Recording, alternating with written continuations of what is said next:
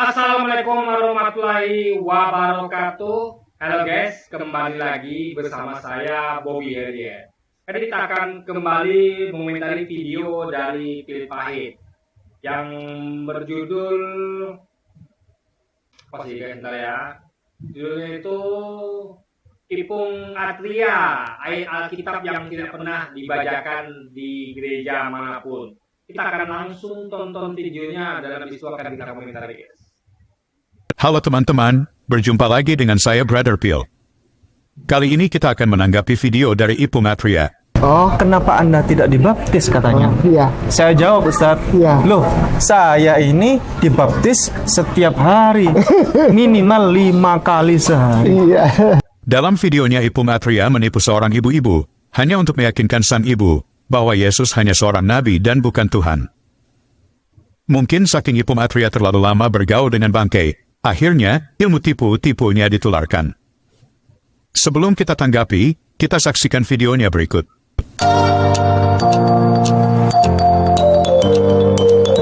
Jadi kenapa ya di awal-awal video Pipa itu selalu ngulang-ngulang narasi yang sama guys ya. Jadi percakapan antara Ipung dengan Usakin nama itu diulang-ulang terus di awal videonya Pipa. Apakah dia kurang bahan gitu kan? Itu yang saya anehkan guys gitu ya kan? Kenapa kok monoton videonya gitu? Di awal itu terus yang dicuplikan gitu kan? Seakan-akan dia tuh kehilangan ide gitu ya, kekurangan argumentasi gitu kan.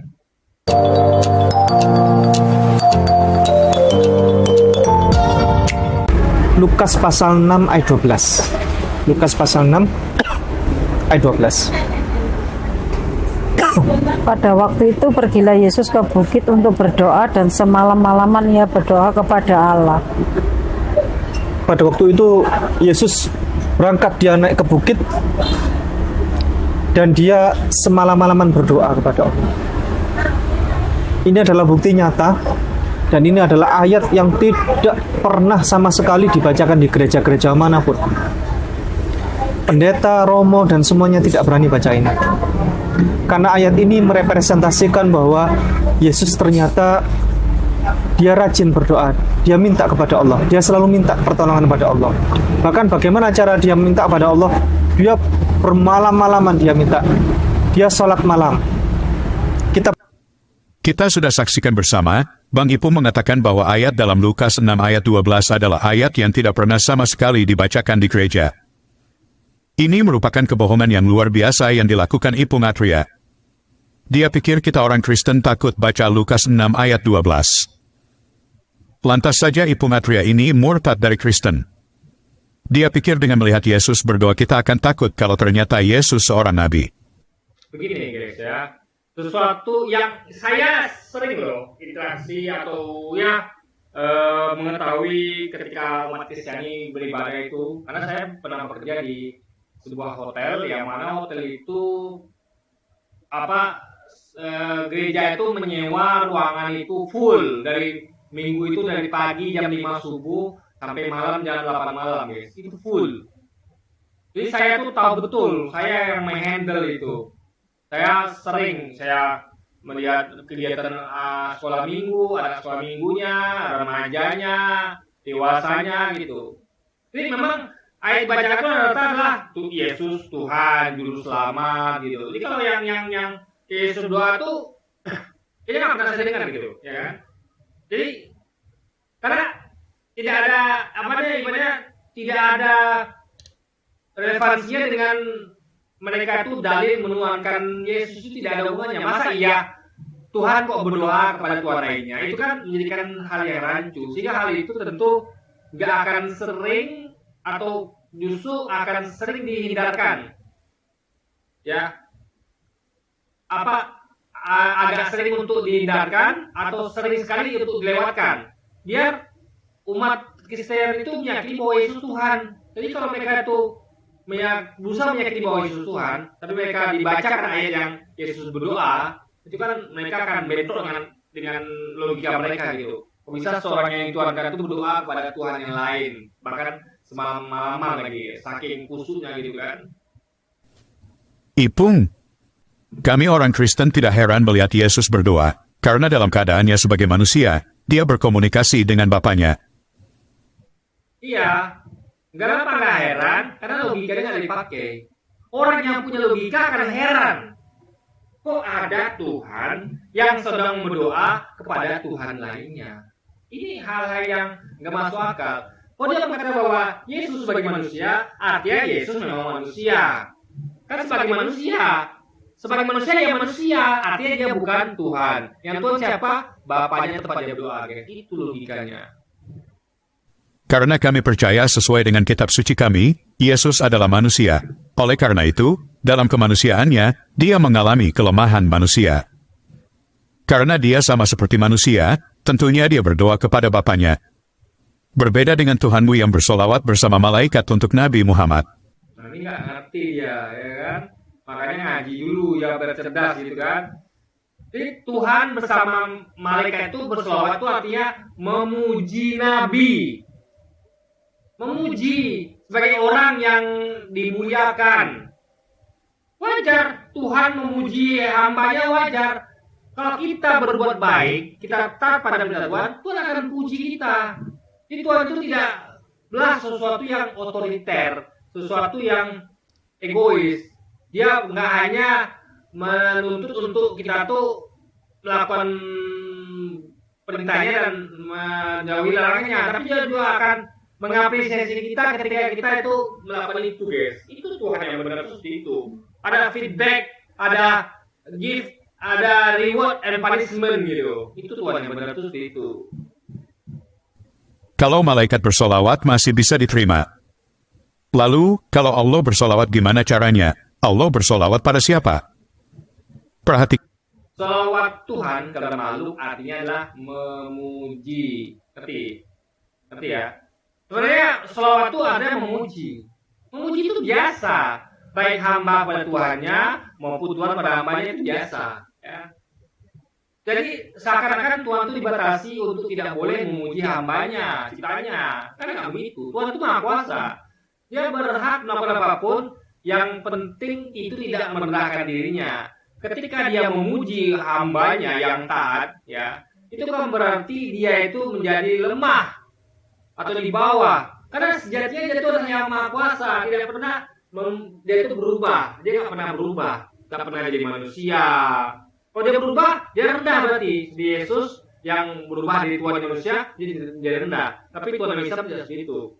Dia tidak pernah menjadi rendah, dia selalu menjadi maha kuasa. Dia memuji itu dalam konteks kemahakuasaannya sebagai sesuatu yang yang bisa melakukan apapun yang dia inginkan. Tentu dalam taraf tidak sampai merendahkan dirinya, yaitu memuji.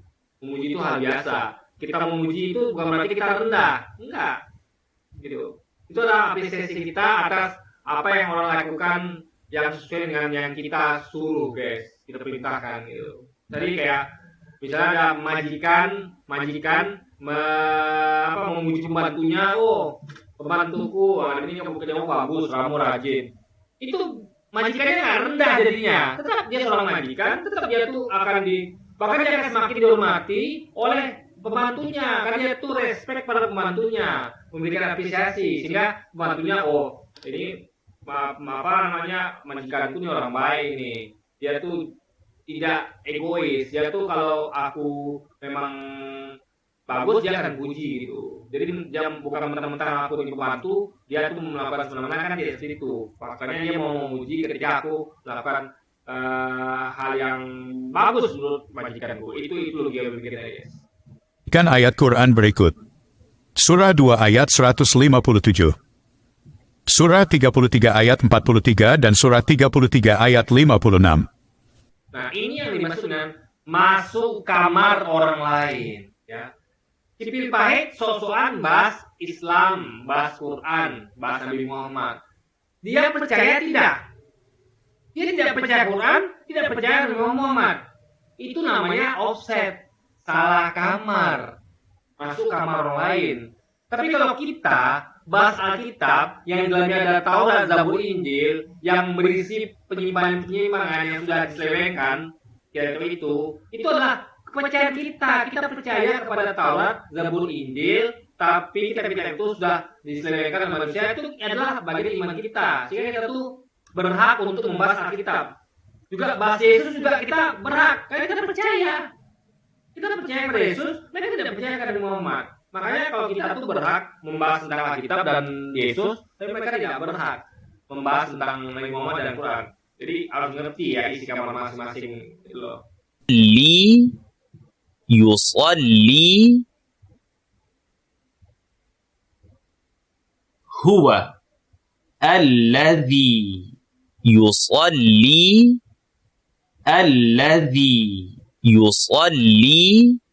huwa alladhi yusalli.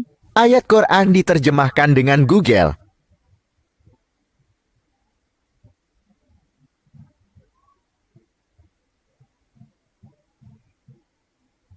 Hasilnya, dia dalam kurun Allah mendoakan kamu. Hasilnya, dia dalam kurun. Guys ya, dia itu bukan mendoakan, tapi memberi rahmat ya. Memberi rahmat ya, dan memohonkan ampunan gitu. Jadi Tuhan itu adalah sedang Hasilnya, kayak misalnya gini ya, kayak kita itu majikan itu punya kuasa atas pembantunya. Jadi kita berharap, doa itu kan suatu harapan. Kita berharap semoga pembantu kita tuh baik-baik saja, rajin kerjanya gitu. Itu hal biasa gitu ya. Jadi beda kalau minta sesuatu ya, berdoa minta sesuatu. Misalnya Tuhan berdoa meminta kepada Nabi Muhammad beri aku rezeki, itu baru kacau. Tapi kalau ingat Tuhan ya, mendoakan, menyampaikan harapan kepada Nabi Muhammad itu hal yang wajar. Harapan Tuhan kepada nabinya yang telah diciptakan dengan sempurna gitu. Karena kan manusia itu punya free will, ya kan? Punya free will, punya kehendak, bebas, dia bisa pilih dia atau baik. Sehingga Tuhan itu wajar berharap. Bukan berarti yang tahu dia yang masa depan ya, dia tahu gitu, ya kan? Jadi itu semacam harapan yang perlu dipahami bahwa adalah logikanya. Misalnya saya tahu betul bahwa misalnya saya menciptakan suatu produk, saya pencipta produk itu, misalnya saya buat kayak robot lah, saya buat robot. Karena saya tahu robot ini sudah saya buat dengan sebaik mungkin, saya berharap robot ini akan bagus dia, tidak ada masalah. Saya tahu itu karena saya adalah penciptanya. Saya bisa prediksi kalau ini robot ini tidak akan aneh-aneh, akan sesuai dengan apa yang saya program. Saya tahu tentang masa depan robot ini gitu. Nah, ketika saya berharap, kan berarti saya itu tidak tahu, tapi saya tahu. Tapi meskipun saya tahu, tetap harapan itu tidak ada masalah sih guys. Nanti ya logikanya. Karena harapan itu bukanlah sesuatu yang bisa dihubungkan antara perbedaan antara Tuhan dengan makhluk, beda ya. Jadi kalau Anda berdoa untuk meminta sesuatu, itu baru urusan makhluk dengan Tuhannya, bukan urusan Tuhan dengan makhluk. Karena Tuhan itu bakal meminta guys, gitu kan. Tapi kalau Tuhan mengharapkan sesuatu pada makhluk, itu adalah ya harapannya kalau makhluk ini karena dikasih kita bebas, kalau tidak sesuai dengan apa yang Tuhan perintahkan, dia akan dikasih reward berupa surganya Allah, guys. ya, dia dalam kurun Allah mendoakan kamu. Mari kita lihat. Kata berdoa yang sama digunakan dalam Injil Lukas dalam bahasa Arab. Itu Lukas, bahasa Arab. Kita cari yang pasal 6 ayatnya yang 12. Wa fi tilka al-ayyam kharaja ilal jabali liyusalli. Yusalli.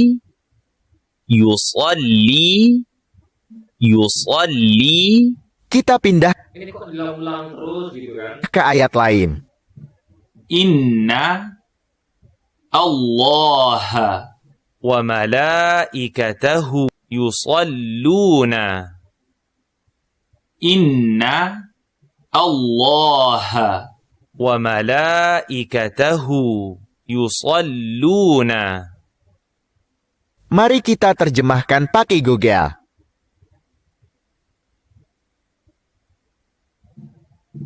Hasilnya adalah Allah dan para Selawat itu artinya adalah berdoa, guys. Bukan berdoa, apa namanya? Memuji. Bentar ya. Jadi fairnya kita harus lihat tafsir, guys, ya. Tafsir ya benar gitu. Jadi nggak salah-salah kan. Jadi tafsir ya, bukan Google, tapi tafsir nih. Saya bacakan ya. Ini makna sholawat dalam bahasa Arab. Sholah jamaknya sholawat. Jadi singlenya itu adalah sholah. Jamaknya adalah sholawat. Bermakna menyebut yang baik, ucapan yang mengandung kebajikan, doa, dan curahan rahmat. Ya. Menurut Ibnu Abbas radhiyallahu anhu ya, yusallun alias berselawat artinya yubarikun, memberi keberkahan. Beliau menjelaskan arti kata tersebut seperti yang digunakan Allah dalam surat Al-Ahzab ayat 56, di mana Allah dan para malaikatnya berselawat yusalluna kepada Nabi Muhammad SAW. Para ahli tafsir ya, kebanyakan menjelaskan makna sholawat di dalam surat Al-Ahzab ayat 56 tersebut sebagai berikut ya. A atau 1 ya. Sholawat Allah kepada Nabi berarti limpahan rahmat, keberkahan, dan anugerah Allah. Ya. Kedua, sholawat malaikat bermakna permohonan agar derajat Nabi Muhammad ditinggikan serta maghfirah atau ampunan dilimpahkan kepada beliau. Jadi sholawat Allah pada Nabi berarti Allah itu memberikan limpahan rahmat, ya, keberkahan dan anugerah, alias pujian, apresiasi, guys. Itu poinnya. Makanya baca tafsir yang benar, jadi bukan baca Google, guys. Google tuh nggak ngerti. Jadi apa ya? Kita perlu tafsir yang benar gitu, nggak salah-salah. Jadi Allah berselawat pada Nabi bukan Allah sedang berdoa. Kita selawat pada Rasul sedang tidak berdoa pada Rasul, bukan. Kita sedang memuji Rasul. Makanya kita dianjurkan untuk berselawat untuk gunanya memuji Rasul. Jadi selawat itu adalah memuji, ya, memuliakan, ya, apa namanya, ya, curahan agar diberikan rahmat, keberkahan dan anugerah dari Allah, guys. Liyusalli ya. Yesus ini untuk sholat ya. Liyusalli ya.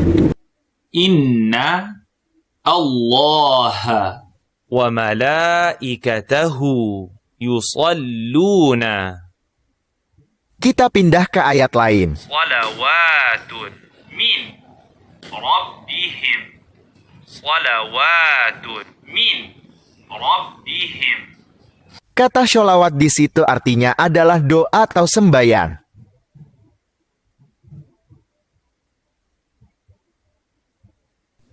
Menariknya kata Yusoli, Ya, bahasa Arab itu bukan sama kayak bahasa Indonesia.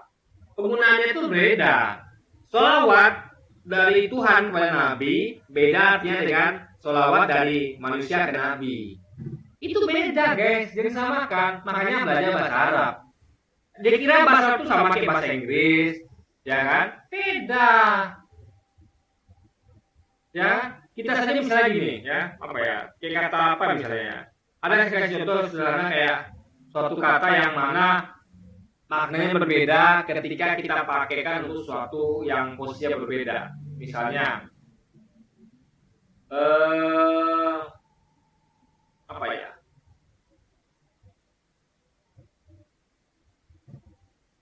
Apa ya istilah guys ya? Pokoknya ada cari saja kata ya. Ini memang bahasa Arab ini unik gitu. Kayak contoh aja ya, ketika Allah bilang dia itu pakai bahasa kami itu kan berarti dia itu jamak, tapi tetap tunggal, tapi dalam artian keagungannya, saking besar keagungannya, makanya dia menyebut dirinya kami. Itu kan berarti dia lebih dari satu. Jadi intinya adalah belajar bahasa Arab. Jangan samakan semua bahasa. Bahasa Arab beda dengan bahasa Inggris, beda dengan bahasa Italia, beda dengan bahasa Spanyol, Korea, Jepang itu beda. Nggak bisa ada tuh artikan seperti itu. Contoh seperti bahasa Inggris saja ya. Anda bayangkan ya. Bahasa Inggris itu ada kita kenal istilah yang dibalik. Misalnya kayak kita kan sepatu hitam. ya, sepatu hitam. Kalau bahasa Indonesia terbalik, bukan alih-alih shoes black, tapi black shoes dibalik. Makanya jangan samakan. Jadi kalau ada artikan letterless itu akan kacau. Ada kan bilang begini, dia membeli sebuah sepatu hitam. Ada kan artikan begini, he is buying shoes black. Salah. He is buying-nya benar, memang itu urutannya, tapi yang sepatu hitamnya bukan shoes black, tapi dibalik, black shoes. Itulah bahasa Inggris aja beda dengan bahasa Indonesia, apalagi bahasa Arab. Kayak flying Dutchman, flying Superman. Bukan artinya Superman yang sedang terbang, tapi Superman yang bisa terbang. Flying Superman, Superman si penerbang, Superman yang mampu terbang. Itu artinya. Padahal kalau diartikan flying itu adalah sedang terbang. Tapi kalau digabung dengan flying itu dengan kata benda, yaitu flying Superman, itu dia menjadi totali kata benda. Yang kata kerja flying, ya, itu kalau disandingkan dengan kata benda di belakangnya, dia akan berubah, bukan lagi menjadi kata kerja. Flying yang awalnya kata kerja berubah menjadi kata benda. Flying Superman. Flying kata kerja berubah menjadi kata benda ketika disandingkan dengan di belakangnya ditawarkan dengan kata benda. Itu bahasa Inggris, apalagi bahasa Arab. Makanya Anda terus belajar bahasa, jangan ngasal-ngasal aja gitu. Artikan huruf per huruf, nggak begitu metodologinya gitu kan. Makanya PIPA ini bisa sesat, guys, ya. Saya baru kasih contoh dalam bahasa Inggris itu. Bahasa internasional. Di Indonesia saja sudah cukup ribet, apalagi bahasa Arab. Coba. Jadi makanya belajar bahasa dulu. Ya. Saya cukup kasih bahasa Inggris dulu. Itu dia harus mudeng dulu gitu. Harus paham dulu. Ya, alih-alih saya kasih bahasa Arab gitu kan. Inggris aja dia nggak paham gitu kan. Makanya jangan samakan kurang semua bahasa. Bahasa itu beda-beda. Makanya kalau Anda mau tahu artinya ya belajar bahasa Arab. Jangan asal-asal nengok Google. Kalau semua nengok Google, nggak perlu tuh kita khusus bahasa Arab. Ngapain nengok Google semua, kan nggak begitu loh pikir-pikir guys. Ya kan? Makanya apa ya? Nggak semua hal tuh bisa Anda dapatkan di Google. Kalau Google bisa semuanya, nggak perlu lagi ada jasa penerjemah, nggak perlu lagi. Kan banyak tuh jasa penerjemah dari bahasa Inggris ke bahasa Indonesia, bahasa Arab ke bahasa Indonesia, bahasa Jepang, bahasa Korea ke Indonesia. Ada yang penerjemah kan? Kalau memang Google itu bisa semuanya, nggak perlu ada penerjemah. Coba deh Anda artikel bahasa Inggris ke bahasa Indonesia aja ya, nggak usah bahasa Arab bahasa Indonesia lagi, pakai Google. Itu kata-katanya aneh-aneh guys, harus dirapikan lagi gitu. Itulah Google itu kelemahannya. Makanya itu harus belajar bahasa Arab kepada orang yang benar, bukan pada Google, guys. Saluna dan solawatum yang artinya berdoa, mendadak berubah menjadi berkat saat kata itu digunakan oleh Allah SWT. Padahal dalam Quran sendiri kata untuk berkat adalah barakah. Untuk itu kita serahkan kepada saudara Muslim untuk menjawabnya. Maka saya bilang, belajar bahasa Arab. Jangan samakan semua bahasa. Anda bahasa Inggris saja belum tentu beres. Mau sosok pula bahasa Arab gitu kan. Kembali ke pernyataan Ibu Atria, demi memualafkan seorang ibu, Ibu Atria rela mengabarkan kebohongan. Saya tidak tahu. Jadi kalau tadi itu ya, itu memang artinya begitu. Yesus berdoa. Ini kan Nabi Allah tuh bersolawat, bukan berdoa. Itu guys. Jadi solawat itu memberikan rahmat, ampunan, serta keagungan pada Muhammad gitu sebagai utusan yang dia cintai dan dia sayangi, guys. Apakah berbohong agar orang masuk Islam diizinkan dalam Islam? Ataukah perbuatan tersebut akan mendapatkan pahala? Karena ya kalau nggak tahu belajar, Anda tuh tidak akan rugi kalau belajar daripada Anda ngawur gitu kan. Nah, saya melihat beberapa kali Ibu Atria dan Bangke melakukan kebohongan untuk meyakinkan orang lain bahwa agamanya lebih benar dari kekristenan. Oke teman-teman, demikian tanggapan kita, semoga bermanfaat. Terima kasih untuk dukungannya, Tuhan Yesus memberkati. Jangan Ini ulang-ulang terus nih ya, udah saya bahas nih guys. Jadi gini intinya ya. Itu terjemahan bahasa Indonesia, Yesus berdoa. Tapi terjemahan Quran adalah Allah bersolawat. dan malaikat berselawat pada Nabi. Itu berbeda, itu sudah di-translate gitu. Gak perlu lagi ada translate. Udah di-translate ya sudah. Tinggal pakai. Udah di-translate lagi. Kan kacau, guys. Nah, kalau gitu coba deh ada translate lagi ya. Yesus berdoa ada terjemahkan jadi apa? Kan kacau, guys. Ya sudah di-translate, ya sudah translate. Nah, Allah dan Nabi dan malaikatnya berselawat pada Nabi. Sudah, itu sudah diterjemahkan. Sama kayak Yesus berdoa kepada Tuhannya, sudah diterjemahkan. Kenapa ada translate lagi gitu kan? Makanya jangan sok pinter gitu. Belajarlah bahasa Arab. Ya kan? Udah terjemahnya sudah tinggal pakai gitu. Kenapa ada terjemahkan lagi gitu? Ya dia berselawat. Ya. Dari Arabnya diterjemahkan Indonesia menjadi sholawat. Itu sudah diterjemahkan. Nggak perlu lagi diterjemahkan. Sehingga nggak jadinya error, guys. Oke, jadi mungkin sekian dulu aja video kita kali ini dan sampai jumpa lagi di video selanjutnya. Wassalamualaikum warahmatullahi wabarakatuh, guys.